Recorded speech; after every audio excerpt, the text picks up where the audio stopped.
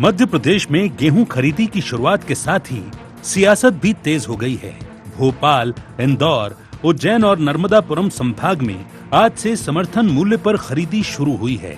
इस बार 2,585 रुपए प्रति क्विंटल एमएसपी पर 40 रुपए बोनस जोड़कर 2,625 रुपए की दर तय की गई है।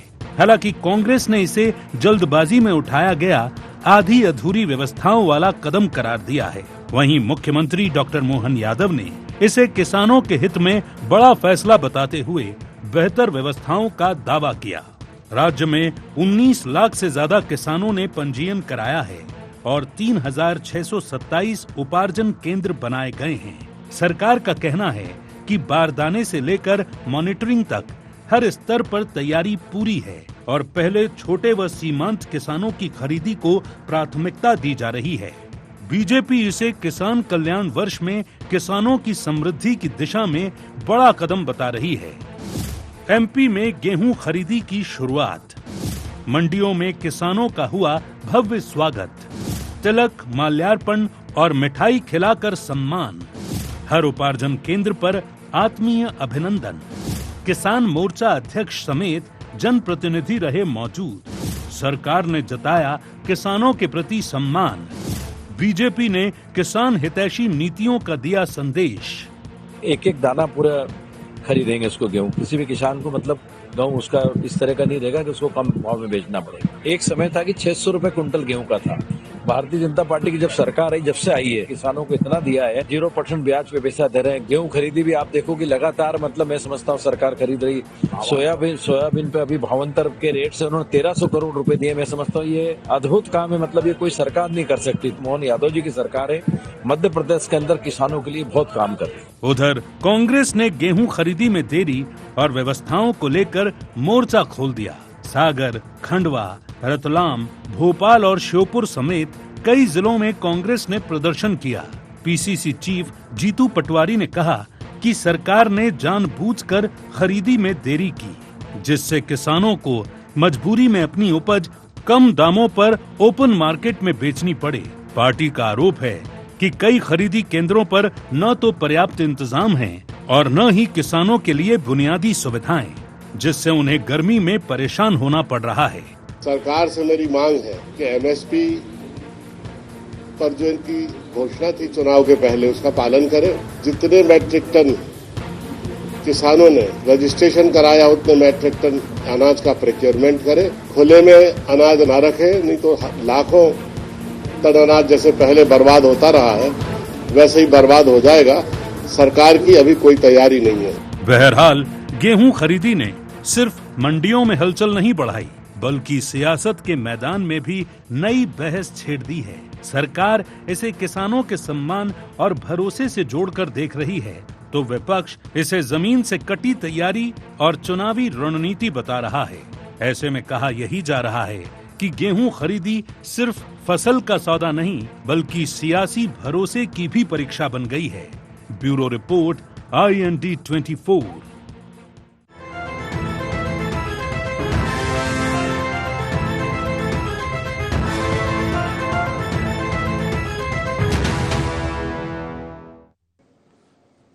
नमस्कार, IND एजेंडा स्वागत और सियासत में आप सभी का स्वागत है। मैं हूं आपके साथ दिव्यांशु जोशी। तो मध्य प्रदेश में फाइनली गेहूं की खरीदी की शुरुआत हो गई है और इसकी शुरुआत होने के साथ ही अब सियासत भी तेज हो गई है।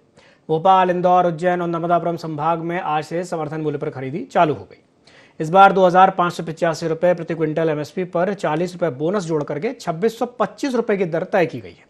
हालांकि कांग्रेस ने इसे जल्दबाजी में उठाया गया आधी अधूरी व्यवस्थाओं वाला कदम करार दिया है। आज इसी विषय को लेकर के हम चर्चा करेंगे, लेकिन चर्चा करने से पहले जान लेते हैं क्या है आज के एजेंडा पॉइंट्स।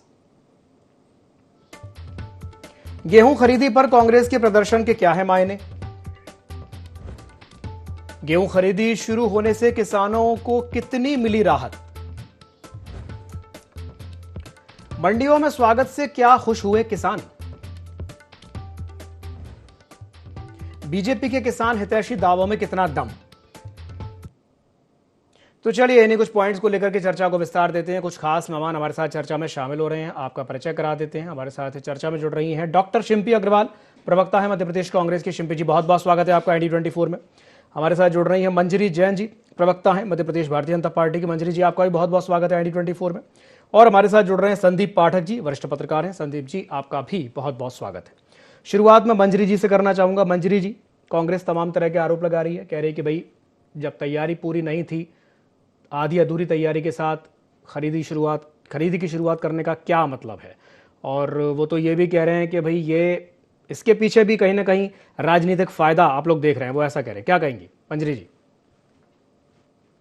कांग्रेस को तो वैसे प्रश्न पूछने का भी नैतिक अधिकार नहीं है, क्योंकि इनके जमाने में तो कांग्रेस फटेहाल था। एमएसपी निर्धारित नहीं थी, कोई उपार्जन केंद्र पर कोई खरीदी नहीं करती थी, एक दाना भी इनके समय में सरकार खरीदी नहीं करती थी। लेकिन जब से भारतीय जनता पार्टी की सरकार बनी है, किसानों के हित में, किसानों के कल्याण के लिए लगातार कई योजनाएं ऐसी आई हैं जिससे कि किसानों की आय दुगनी हुई है। अब रही बात खरीदी की, तो आज जिस तरह से जो नैरेटिव सेट करने की कोशिश की है, जिस तरह से हम हंगामा खड़ा करने की कोशिश की है कांग्रेस ने, किसान उसमें शामिल नहीं हुआ। क्योंकि 10 तारीख से खरीदी होना थी, उसके पहले 9 तारीख से ही खरीदी शुरू कर दी। छोटे किसानों को पहले मौका दिया है और हमारी व्यवस्थाएं अच्छी हैं, हम खरीदी अच्छी करते हैं, हम किसान को उचित मूल्य देते हैं। इसलिए पिछली बार की तुलना में इस बार 3,60,000 अधिक किसानों ने पंजीयन कराया है। तकरीबन 19,40,000 किसानों ने अपना पंजीयन कराया। तो इस बात की ये गवाही है कि किसान जो है वो सरकार के वादों से, सरकार के सिस्टम से भरोसा करता है और इसीलिए आज किसान खुश है। लेकिन कांग्रेस के पास कोई मुद्दे ना होने की वजह से वो जबरदस्ती मुद्दा बनाने की कोशिश करती है। अभी कुछ दिन पहले भी इन्होंने नैरेटिव सेट करने की कोशिश की थी, देश के अंदर अराजकता फैलाने की कोशिश की थी कि गैस की कमी है, लोगों को लाइन में खड़ा कर दिया था। वही नैरेटिव अभी भी गढ़ने की कोशिश की जा रही है, जो कि इनका सफल नहीं होगा। और सरकार पूरी तरह प्रतिबद्ध है। डॉक्टर मोहन यादव जी ने लगातार ये कहा है कि किसानों के कल्याण के लिए और उनका एक एक दाना खरीदने के लिए सरकार प्रतिबद्ध है। तो उसके लिए सतत निगरानी जो है खुद सीएम कर रहे हैं। उसके लिए निगरानी सेल बनाई गई है, उपार्जन केंद्र पर भी हेल्प डेस्क बनाई गई है और जहां एक तरफ भारतीय जनता पार्टी के कार्यकर्ता, नेता, जनप्रतिनिधि सब जो है उपार्जन केंद्रों पर किसानों का स्वागत कर रहे हैं, तिलक कर रहे हैं, उनको किसी तरीके की असुविधा ना हो, हर तरीके से उनको मदद कर रहे हैं। वहां जो है कांग्रेस धरना प्रदर्शन कर रही है। अगर इतनी आपको किसानों की चिंता थी, इतना ही आप किसानों के हितैषी थे, तो आपको जाके व्यवस्था में और व्यवस्था बनानी चाहिए थी, ना कि आपको धरना प्रदर्शन करना चाहिए था। तो ये चेहरा आज का नहीं है, आपका हमेशा का है। हमने कोरोना काल में भी देखा, एक भी कांग्रेसी नेता, एक भी कार्यकर्ता कभी सड़क पर नहीं दिखा। हमारे स्वयंसेवक, हमारे भारतीय जनता पार्टी के कार्यकर्ता, नेता, जनप्रतिनिधि सब सड़कों पर थे। कोई सैनिटाइजर बांट रहा था, कोई मास्क दे रहा था, कोई खाना दे रहा था, कोई राहगीरों को चप्पल पहना रहा था। तो ये बहुत बड़ा फर्क है भारतीय जनता पार्टी में और कांग्रेस में कि हम जन सेवा के लिए राजनीति में आते हैं और ये सत्ता के लिए राजनीति में आते हैं। और इसलिए अब ये सत्ता की जो छटपटाहट है, जो भूख है, वो सड़कों पर इसलिए उभर कर आती है। ये बौखलाहट है, ये नाकामी है, ये हार है, ये हताशा है। इसलिए ये बार बार इस तरीके के धरना प्रदर्शन करते हैं और सदनों में भी इस तरीके का हंगामा और प्रदर्शन करते हैं। सरकार का समय खराब करते हैं, पैसा खराब करते हैं। इसके अलावा इनके पास और कोई मुद्दा है नहीं। चलिए ठीक है, प्रतिक्रिया ले लेते हैं। जी शिल्पी जी, क्या कहेंगे मंजरी जी की बात पर? आदरणीय दिव्यांशु जी, पहली बात तो ये कि अगर कांग्रेस ने किसानों के लिए कुछ किया नहीं है तो जूट एक्ट 1987, राजीव गांधी जी जो तत्कालीन प्रधानमंत्री थे, उन्हीं की सरकार इस जूट एक्ट को लेके आई थी ताकि जो असम के जूट ग्रोअर्स हैं या फिर जो बंगाल के जूट ग्रोअर्स हैं, उनका जो आजीविका है उसको एक तरीके की सरकारी सहायता मिल सके। और इसी जूट एक्ट के तहत जहां मध्य प्रदेश सरकार को लगभग 10 करोड़ बारदानों की आवश्यकता थी, तो यही मध्य प्रदेश सरकार आवेदन ही करती है सिर्फ 2.5 करोड़ जूट पैक्स की। दूसरी बात, ये कहते हैं कि किसान जो हैं वो कांग्रेस के साथ में कहीं भी उपस्थित नहीं है। तो आपने देखा होगा जीतू पटवारी जी ने सागर की जो कृषि उपज मंडी है वहां से एक वीडियो लाइव किया था वो जा रहे थे एक धार्मिक कार्यक्रम में, लेकिन वहीं के स्थानीय किसान जो हैं वो उनको मंडी ले जाते हैं और ये बताते हैं कि 4 दिन से वहां पर मंडी बंद पड़ी हुई है। जीतू पटवारी जी कलेक्टर महोदय को फोन लगाते हैं, जिन्हें जानकारी नहीं होती है कि वहां पर मंडी बंद पड़ी है। ये तो इनका हाल है। और ये विभिन्न जो क्रय केंद्र है वहां पर अभिनंदन करवा रहे हैं, किसानों को तिलक लगवा रहे हैं। अब प्रश्न जो है दिव्यांशु जी, वो सभी जस के तस है कि जब आपने 16 मार्च को पहली तारीख दी थी और आप ये जानते हैं कि मार्च खाता पलटी का समय होता है, आप 28 मार्च सोसाइटी में आखिरी तारीख देते हैं जहां पर 0% ब्याज दर से ऋण भुगतान किसानों को करना पड़ता है, और आप तारीख आगे बढ़ा देते हैं। तो क्या आप ये सोचते हैं कि ये जो छोटे किसान हैं जो ऋण के बोझ तले दबे हैं, ये जब तक अपनी फसल नहीं बेचेंगे ये पैसा कैसे लेकर आएंगे? और किसान संगठनों का स्पष्ट दावा है कि लगभग 40 से 50% किसान जो है वो इसी पूरे समय के अंदर डिफॉल्टर हो गया है। और यदि राज्य सरकार इन दावों को खारिज करती है तो फिर जो नॉन परफॉर्मिंग एसेट्स हैं, जो एनपीए डेटा होता है सहकारी बैंकों का, आप उसको पब्लिक डोमेन में लेकर आइए और आप बताइए आपने कितने किसानों को डिफॉल्टर बनाया। एक तरफ आप 0% ब्याज का ढिंडोरा पीटते हैं और दूसरी तरफ आप किसानों को डिफॉल्टर बना के 12 से 15% का जो कर्ज है उनके ऊपर चढ़ा देते हैं। क्यों? ताकि आपके व्यापारी मित्र जो हैं उनको फायदा मिले। और आप तारीख पे तारीख आगे बढ़ाते जा रहे हैं और किसान जो है वो औने पौने दामों में अपनी फसल को बेचे जा रहा है। जूट बैग्स की कमी के लिए आप ये हवाला देते हैं कि खाड़ी में युद्ध है इसलिए मध्य प्रदेश प्रभावित हो रहा है। सीमावर्ती राज्य है राजस्थान, जो पाकिस्तान की सीमा से लगा है, वहां पर खाड़ी युद्ध का असर नहीं हो रहा है, वहां पे 10 मार्च से उपार्जन हो रहा है। लेकिन मध्य प्रदेश जो इस देश का सबसे सुरक्षित आंतरिक राज्य है, वहां पर इस खाड़ी युद्ध का असर हो रहा है। और अगर आपकी कोई तैयारी नहीं थी, आपका जो सरकारी सिस्टम डिफॉल्ट में पड़ा हुआ है, या फिर यूं कहें कि आपकी नीयत ही नहीं थी किसानों को 16 मार्च से उनकी फसल की खरीदी करने के लिए, तो आप खाड़ी युद्ध का सहारा ले लेते हैं। दूसरी बात यह है कि आज भी खरीदी केंद्रों से ये जानकारियां आ रही थी, चाहे विदिशा हो चाहे सीहोर हो, कि अभी भी आपकी जो तैयारियां हैं वहां पर पूरी नहीं है। अगर जितने भी वहां पर जो बारदानों की आवश्यकता है तो लगभग 40% जो आपूर्ति है वो आप कर पा रहे हैं। स्लॉट बुकिंग के लिए जो किसान है वो आज भी परेशान हो रहा है। आप कह रहे हैं कि हम छोटे किसानों को पहले तरजीह देंगे, यहाँ तो स्लॉट बुकिंग नहीं हो रही है। आपका जो तकनीकी सिस्टम है वो इतनी ओवरलोडेड बस हो रहा है कि वो पंजीयन ही नहीं कर पा रहा है, किसानों को स्लॉट ही नहीं मिल पा रहे हैं। तो आप ये कैसे निर्धारित कर रहे हैं कि आप छोटे किसानों को लाभान्वित कर रहे हैं या आप बड़े किसानों को लाभान्वित कर रहे हैं? और एक बात कहकर और बात खत्म करती हूँ, जो आदरणीय मंजरी जैन जी ने कहा कि कांग्रेस के समय कुछ नहीं होता था, तो 2019 में जब आदरणीय कमलनाथ जी की सरकार थी तो 74 लाख मेट्रिक टन गेहूं खरीदने का काम इसी कमलनाथ जी की सरकार ने किया था।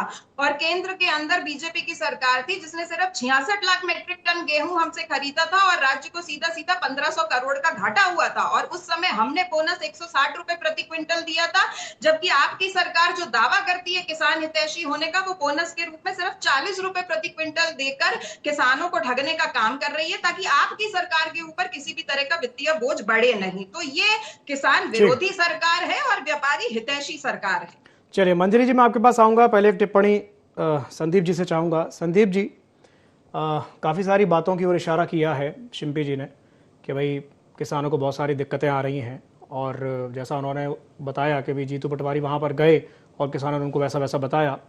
क्या कहेंगे इस पर संदीप जी? देखिए, समर्थन मूल्य पर गेहूं खरीदने की जो घोषणा हुई है और जो खरीदी की जा रही है, ये एक अवसर है, पर अवसर आपदा ना बन जाए, क्योंकि मौसम भी का भी प्रेडिक्शन नहीं हो सकता इस तरीके से कि क्या बात बन रही है। दूसरी बात यह है कि जब हम ये दावे करते हैं कि एक एक दाना गेहूं हम खरीद लेंगे, उससे पहले इस बात का दावा होना चाहिए कि हम एक भी दाना गेहूं खराब नहीं होने देंगे। अगर दोनों स्थितियों को संभाल लिया जाए तो किसान वैसे ही खुशहाल हो जाएगा। रही बात सीमांतक किसान की, सीमांतक किसान को मंडी तक आने की ज़रूरत ही ना पड़े, क्योंकि वो तो वैसे ही परेशान, अपनी चीज़ों से उलझा हुआ, जूझ रहा हुआ होता है। यदि व्यवस्था गवर्नमेंट इस तरीके की करती कि हमको उसी के जगह से चीज़ें उठा लें, और या फिर इस तरीके का जो ये उत्सव मनाने के लिए, प्रदर्शन करने के लिए बहुत अच्छी बात है, लेकिन किसान को खुद काम करना पड़ता है। वो मतलब जैसे वायदा बाजार की तरह किसान नहीं चलता है। उसके पास समय चूका, पानी चूका तो उसकी फसल गई। उसका सरकार को ध्यान में यदि ये संजीदगी से देख ले कि हम उसकी जगह पे उसको वो चीज़ मिल जाए, तो ये ईमानदार प्रयास है। देखो, आंकड़ों की बाजीगरी में तो ये अंतहीन बहस है, कोई कहीं भी किसी भी स्थिति में बात कर सकता है। और पहले मतलब पहले तो वस्तु विनिमय से खरीदी बिक्री होती थी, आज तो पैसा मिल रहा है, मूल्य मिल रहा है। तो निरंतर महंगाई बढ़ेगी, अर्थव्यवस्था जो अर्थव्यवस्था अर्थशास्त्री लोग जानते हैं कि पिछली बार से हमेशा मूल्य ज़्यादा ही होगा। तो ये कोई मुद्दा मतलब चर्चा का नहीं होना चाहिए। मुझे लगता है कि संजीदा ये हो कि पार्टी विशेष के हिसाब से किसान ना तय हो कि उत्सव में जो अभिनंदन किया वो स्वागत योग्य है किसानों का, क्योंकि एक तरफ हम उनको अन्नदाता कहते हैं, एक तरफ हम उनको भगवान कहते हैं। और यदि वही परेशान है, और फिर ऐसा नहीं है, अगर मूल्य आप उनको देखें तो बाकी लोग जो मध्यम वर्गीय हैं, अगर मूल्य बहुत बढ़ता है तो महंगाई बढ़ेगी। सब चीज़ें कनेक्टेड हैं। लेकिन यहाँ मुद्दा किसान का है। केवल अगर हम किसान के हितों का सही समय पे सही मूल्य उनको मिल जाए, बाजार से उनका शोषण बंद हो, ये जो दलाली और जो आड़तीय लोग जो बीच में मतलब इसमें मुनाफाखोरी करते हैं, बिचौलिया जो है, वो जो बिचौलिया लोगों उसका इसमें तो कहीं रोक लगे, और इसमें मतलब अच्छी तरह से रोक लगे। ऐसा नहीं कि मतलब ये आरोप प्रत्यारोप के बीच में हो। और सबसे बड़ी बात ये है कि बाइफरकेशंस होने चाहिए। किसानों के भी अलग अलग स्तर हैं। कोई बहुत बड़ा किसान है, उसकी एक अलग तरीके की मतलब बात करने की है, कोई मध्यम है, मंझोला है, सीमांतक है, छोटे हैं, और बहुत ही जिनके पास 1-1, 2-2 एकड़ खेत है, जो मतलब जिनकी फसल ही कोई मायने नहीं रखती उस तरीके से देखें तो उनके लिए वो बेचारे 3 फसलों को कैसे लेते होंगे, कैसा अपना परिवार चलाते हैं, उस पर भी थोड़ा सा गंभीरता से, गहरता से निचले स्तर पर सभी को मतलब मानवीय आधार पर सोचना चाहिए, एक व्यावसायिक आधार पर ना ध्यान में रखते हुए, मुझे ऐसा लगता है। चलिए ठीक है। मंजरी जी, देखिए, मैं ये आश्वस्त करना चाहती हूँ कि ये किसान कल्याण वर्ष चल रहा है और लगातार किसानों की आय कैसे बढ़े, इसके लिए हमारी भारतीय जनता पार्टी की सरकार ने सतत कार्य किए हैं।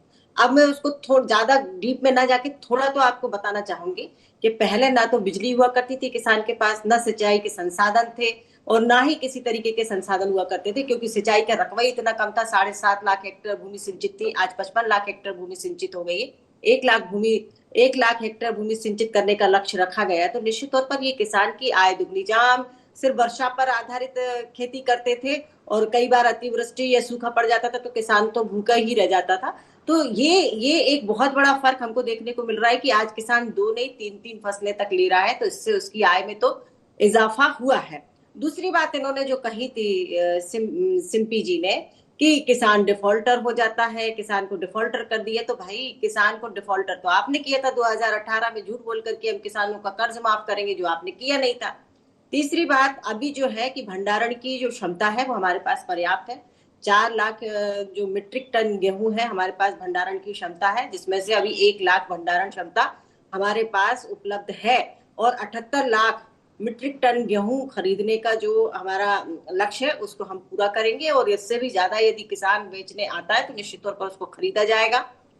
तीसरी बात यह है कि डिफॉल्टर हमने नहीं, हाँ सिम्पी जी ने एक बात कही थी कि 28 मार्च तक जो है वो उनको अपना केसीसी का पैसा भरना है।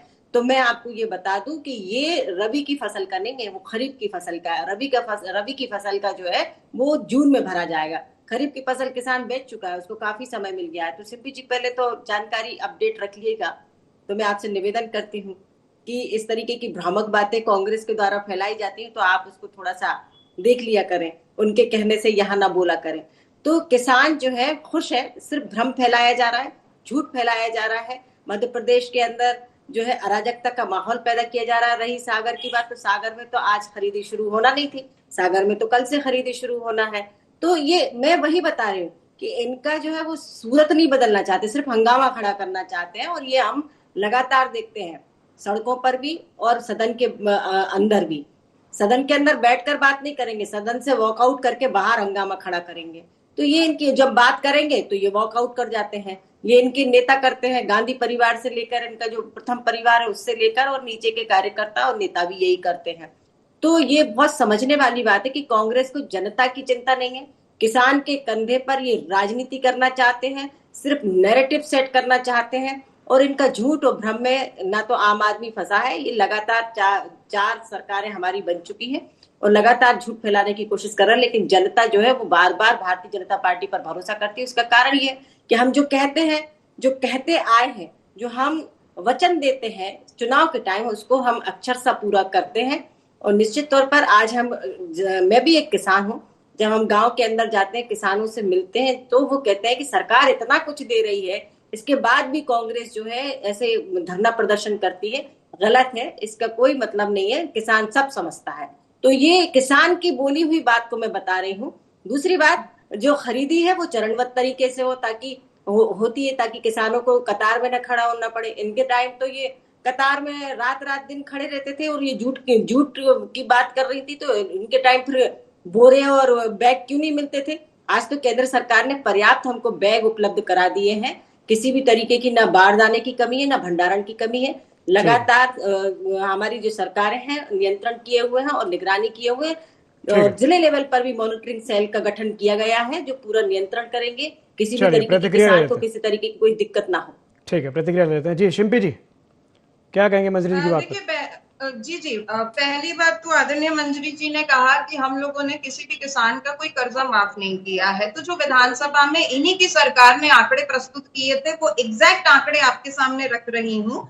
वो है 26,95,381 किसानों का कर्ज माफ किया, 11,646.96 करोड़। ये भारतीय जनता पार्टी की सरकार ने सदन में आंकड़ा दिया था। तो ये पहले आरोप का जवाब है। दूसरी बात, हमने फसल की चर्चा नहीं करी थी। हमने ये स्पष्ट कहा था कि जब 16 मार्च को किसान अपनी फसल बेचता और उससे जो उसको पैसा मिलता, तो वो अपने ऋण का भुगतान करता। तीसरी बात जो ये कह रहे हैं कि जूट के लिए आपने ये क्यों किया, वो क्यों किया, तो देखिए, पहली बात, हम लोगों ने इसलिए जूट एक्ट लाया था ताकि जो जूट की खेती करने वाले किसान हैं उनको इससे रोजगार मिले।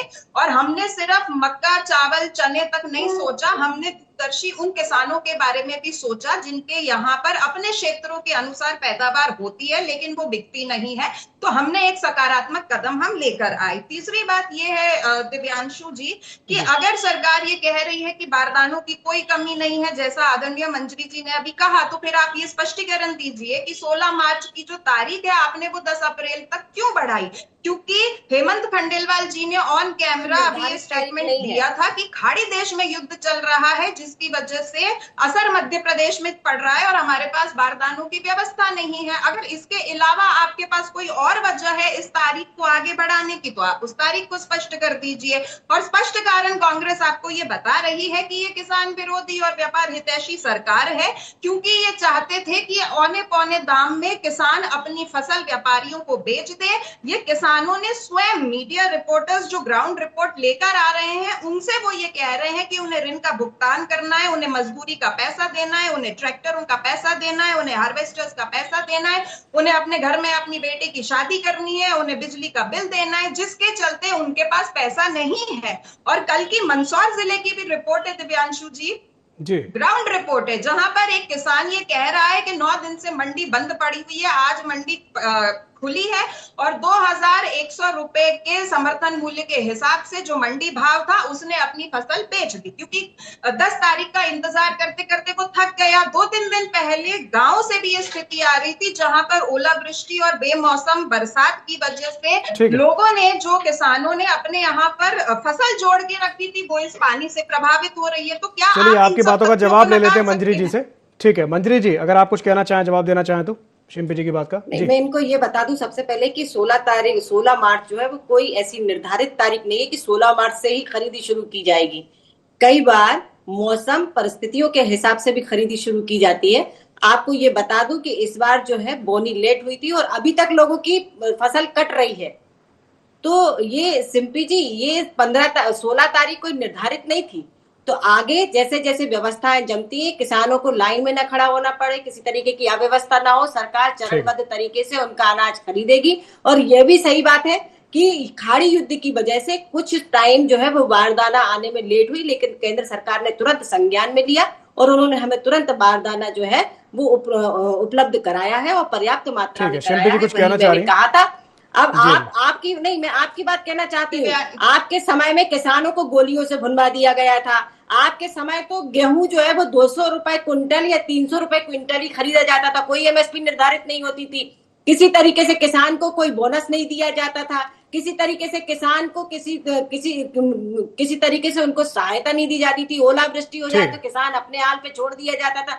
लेकिन भारतीय जनता पार्टी की सरकार है, तुरंत सर्वे होता है, किसानों को मुआवजा दिया जाता है। आज भावांतर जैसी योजना भी आई, दिव्यांशु जी, पैसे पहुंचे डीबीटी के माध्यम से। ये आपकी सरकार में कभी नहीं होता था। और मंजरी जी जवाब लीजिए। मंजरी जी, अब उनकी थोड़ा सुन लीजिए। गांधी जी पूर्व प्रधानमंत्री जी कह चुके थे कि हम यदि यहाँ से 1 रुपया भेजते हैं तो 15 पैसे पहुंचता है। ठीक है बाकी तो पाइप में होल होते, चुहे खा जाते। तो ये आपको समझना पड़ेगा। ये मंजरी जी जवाब किसान यदि कोई सरकार है तो भारतीय जनता पार्टी की सरकार है। कांग्रेस ने तो हमेशा से किसान को सिर्फ राजनीति और वोट बैंक का माध्यम समझा। मंजरी जी जवाब बोलिए लगाए हैं, जवाब भी सुन लीजिए। पहली बात, जो आपने किसानों को भूनने की बात करी, तो पिपलिया मंडी कांड आपको भी याद होगा। जो नेता इसका पुरजोर विरोध कर रहे थे और भारतीय जनता पार्टी को कटघरे में खड़े कर रहे थे ना, फिलहाल वो भारतीय जनता पार्टी से केंद्रीय मंत्री बनकर बैठे हुए हैं। दूसरी बात आपने जो कही कि कांग्रेस के जमाने में कोई समर्थन मूल्य एमएसपी नहीं हुआ करती थी, तो आदरणीय मंजरी जी, जो एमएसपी है वो केंद्र सरकार निर्धारित करती है। और 2003 में जब दिग्विजय सिंह जी का जमाना था, उस समय गेहूं के ऊपर जो बोनस और जो समर्थन मूल्य निर्धारित हुआ था, वो आपके अटल बिहारी वाजपेयी जी की सरकार ने निर्धारित किया था, वो कांग्रेस ने निर्धारित नहीं किया था। और उसके अलावा जो आपने कहा है कि 16 मार्च कोई निर्धारित तारीख नहीं थी, तो सरकार के बयानों में और आपके बयानों में विरोधाभास है, क्योंकि सरकार ने 16 मार्च को खरीदी की तारीख को सुनिश्चित किया था। उसके बाद 1 तारीख की सरकार थी ना उस दौरान 2004 और ये तारीख सरकार ने दी है, जिसको आप कॉन्ट्राडिक्ट कर रही हैं। तो सरकार के बयान में और आपके बयान में विरोधाभास है। और आपको ये भी बता देती हूँ कि जो 19 लाख किसानों के पंजीयन की आप बात कर रही है, इस पंजीयन के लिए मेरा बयान, और 10 मार्च को ये पोर्टल बंद हो गए थे। चलिए ठीक है, अगर छोटी सी टिप्पणी अगर आप करना चाहे संदीप जी, उसके बाद चर्चा को समाप्त करेंगे। जी जरा सी टिप्पणी छोटी सी। जी बहुत अच्छा है कि दोनों पैनलिस्ट ने बहुत होमवर्क किया है। जी और किसानों की भावनाओं को बड़ा ध्यान रखा है। लेकिन मुझे लगता है कि किसानों की सरकार जब किसानों के द्वार पहुंच जाए तो शायद वो उसके साथ न्याय होगा। बिल्कुल। और एक एक दाना उसका जो है वो खरीदा जाए और एक एक दाने को खराब होने से रोका जाए। प्राथमिकता कुल इतनी ही होनी चाहिए, और बाकी चीजें तो एक चर्चा है जो निरंतर जारी रहेगी। ठीक, बिल्कुल सही कहा आपने। किसानों का जो मेहनत से उपजाया हुआ जो अन्न है वो बिल्कुल भी खराब नहीं होना चाहिए, इस बात का ध्यान रखा जाना चाहिए। चलिए बहुत बहुत धन्यवाद आप तीनों मेहमानों का हमारे साथ जुड़ने के लिए और चर्चा में शामिल होने के लिए। तो समय की बाध्यता है, समय की बाध्यता के चलते चर्चा को यहीं समाप्त करना चाहूंगा। खबरों का सिलसिला लगातार जारी है, आप बने रहिए ID24 के साथ। नमस्कार।